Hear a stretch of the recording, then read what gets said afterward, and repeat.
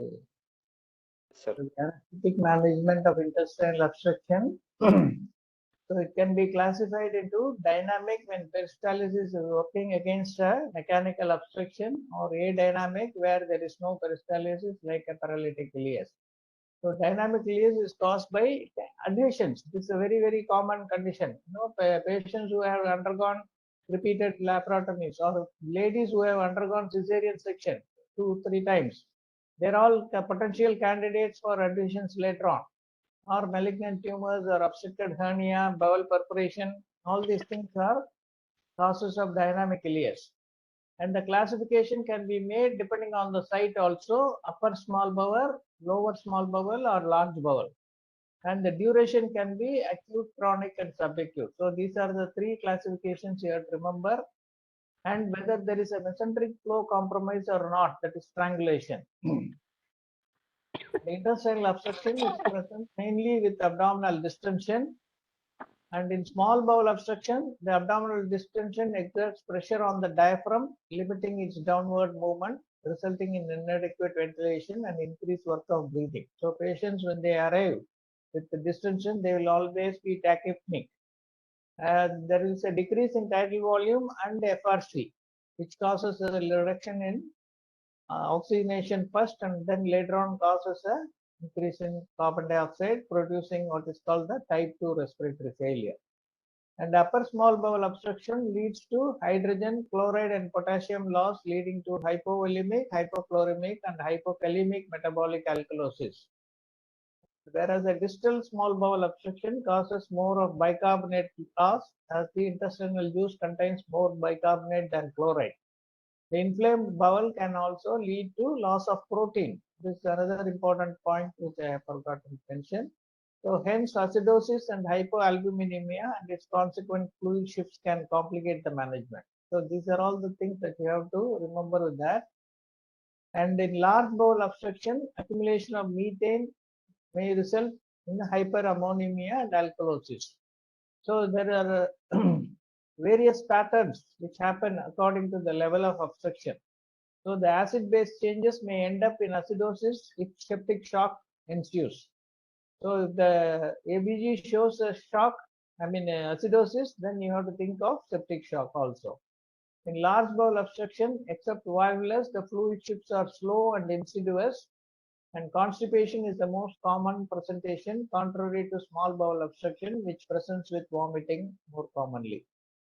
And the pathophysiology, these are all the universal findings: sequestration of fluid and gas proximal to the obstruction, fluid leaks into the peritoneum also, irritation of peritoneum producing peritonitis, vascular shifts into peritoneal cavity, hypovolemia, and shock and dehydration. These are all the universal things, changes that happen. When it comes to small bowel, there is increased intra-abdominal pressure, pressure on the diaphragm, atelectasis, and pneumonia. Whereas reverse peristalsis will happen, which will result in nausea, vomiting, anorexia, poor nutrient intake, malnutrition, dehydration, hypochloremic alkalosis. But when the obstruction at the large bowel, gas accumulation, ammonia increases, alkalosis happens. Abdominal distension is a very late sign. Bowel perforation can happen sometimes, and bowel contents leak into the peritoneum. This can also lead to peritonitis, sepsis, and septic shock. And large bowel septic shock is much more dangerous because as the food goes down, it becomes a fecal matter. So the contamination and sepsis and the irritation will be much more. And the four cardinal features of obstructions are pain, vomiting, distension, and constipation. These are the important findings in an obstruction. So you come to the pre-anesthetic evaluation. The most important thing is to correct the fluid electrolyte imbalance and acid base, hemodynamic stability, measurement of abdominal distension and extent of respiratory compromise, and assessment of comorbid conditions. These are the four headings we have to take into that. And what are the investigations you want to do? Routine blood and urine investigations, including liver and renal functions. Serial hematocrit. This is a very important investigation which will help to identify the degree of dehydration. So initially, before you start your rehydration or fluid therapy, this hematocrit will be very, very high. It may be 55, 60, 65 also, because the fluid is lost. But once you start correcting the dehydration, it will come back to normal. So it is a very simple, easy method to assess your success of the hydration by measuring what is the serial hematocrit and hemoglobin. Arterial blood gas analysis, ECG, especially with the long-standing diabetes and hypertension, both you can find out any pre-existing heart ailment by taking an ECG, or any acute electrolyte abnormalities producing arrhythmias also can be diagnosed by ECG. So the purpose of taking ECG is twofold. One is to find any acute changes because of electrolyte disturbance, or chronic changes because of diabetes and hypertension. And X-ray test here will help to find out whether there is any basal atelectasis or pneumonia, especially when the patient comes with a obstruction of 4 days, 1 week duration.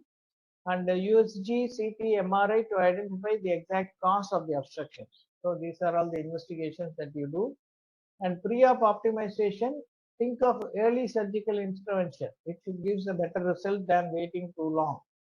And correction of electrolyte imbalance and acid base at the earliest without wasting time, because we have to take up these cases for a better result as quickly as possible.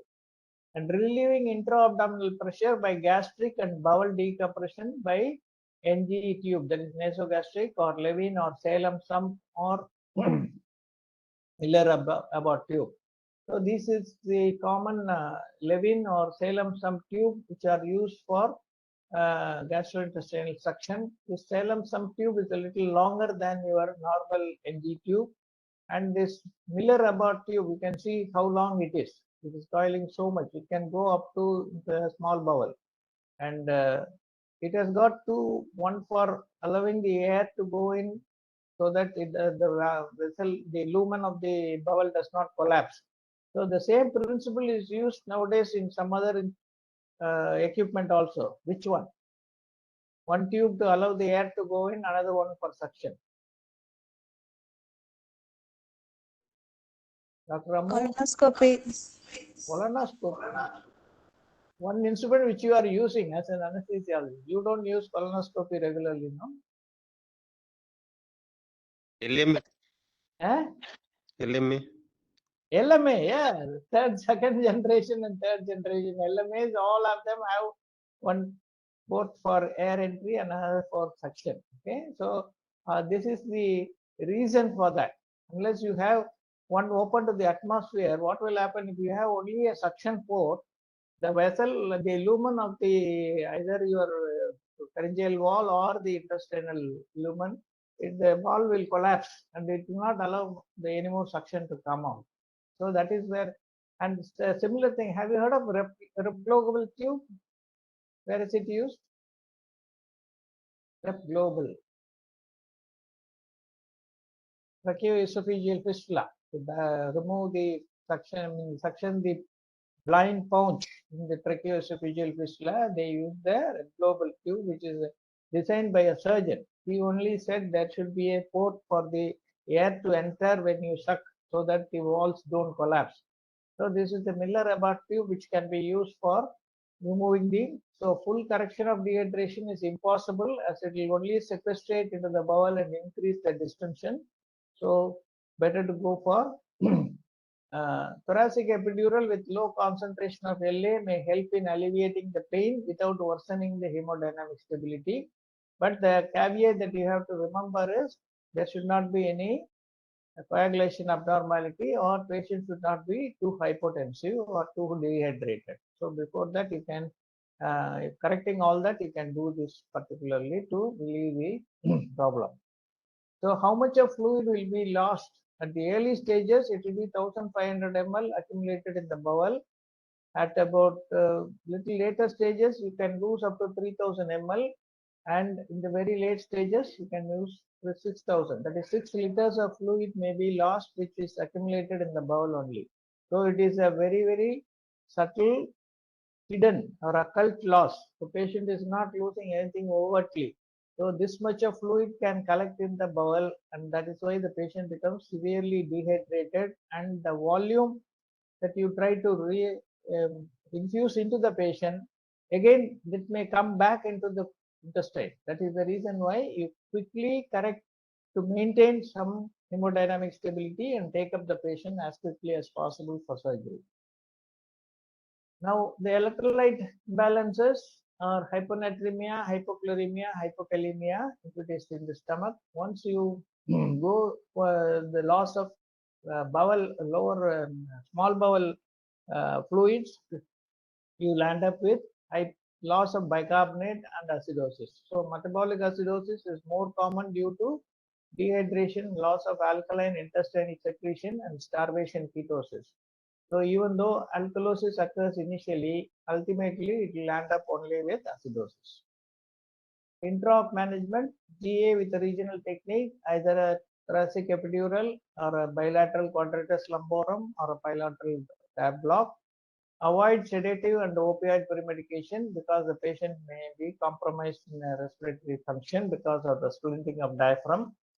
Suction the NG tube, intestinal tube before induction and remove it during intubation or induction of anesthesia. This is a very important point. You should not leave the NG tube or the NJ tube in situ because that will keep the, why should you remove it? What is the reason? This will affect the closure of the cricopharyngeus. Okay, cricopharyngeus is a volitional sphincter, the upper sphincter, at the entry of the starting point of the esophagus. So, if you keep the NG tube or NJ tube in situ, it will not allow the cricopharyngeal muscle to contract. And after induction of anesthesia and relaxation, this is a skeletal voluntary muscle, so this will also get relaxed. So they will facilitate more of regurgitation. So you must always remove the NG tube or NJ tube in any patient when you induce anesthesia, not only in intestinal obstruction. And plan with RSI, it can be used tipentone, ketamine, etomidate or ketofol, Saxa and rocuronium, and position 20-degree head down tilt, supine, or other option is lateral position also. So you can keep the patient in lateral, do pre-oxygenation, do induction, and if you are experienced person, you can even intubate in the lateral position itself. Air and oxygen, avoiding nitrous oxide, which was mentioned by Nikhil that it can worsen the distension. The administration of high oxygen during the surgery is important to prevent surgical wound infection. And more doses of muscle relaxants may be needed during surgery and at closure. And this may result in inadequate reversal, especially if electrolyte or acid-base imbalance persists and result in recuriorization if you try to reverse it without correcting these defects. And hypothermia also will add up to this problem, and recuriorization is very common if the patient is hypothermic, and that will use of neostigmine is also a controversial issue, as I told earlier. Coming to monitoring, apart from routine monitoring of pulse oximetry, non-invasive blood pressure, ECG, ETCO2, urine output, monitor and maintain temperature and blood loss. And the hemodynamically unstable patient, go for invasive lines like arterial line, central line, and blood and IV fluid should be warm to avoid preoperative hypothermia. Now, postoperative care of this patient, some patients may require elective postoperative ventilation, which will be decided on the individual based surgery based on the type of preoperative hemodynamic status, intraoperative behavior of the patient, and the extent of surgical trauma. These three factors will decide whether you can extubate the patient on the table or you have to do elective ventilation. And use of appropriate antibiotics, thromboembolic prophylaxis, commencement of early enteral nutrition depending upon the return of bowel function and how abdominal distension decreases. Now, continued postoperative pain relief using low concentration local anesthetic or fentanyl epidural administration will help to prevent atelectasis and pneumonia by the patient ability to take deep breath and even do incentive spirometry and all those exercises. Avoid use of NSAIDs because patient may be dehydrated, and if there is a compromise on the urine output by using NSAID, you can precipitate a acute kidney injury. So preferably not to use these drugs. Watch out for development of sepsis in cases where gangrenous bowel has been resected and anastomosis done. And so that ends the presentation on. Okay. What happened? How did it go?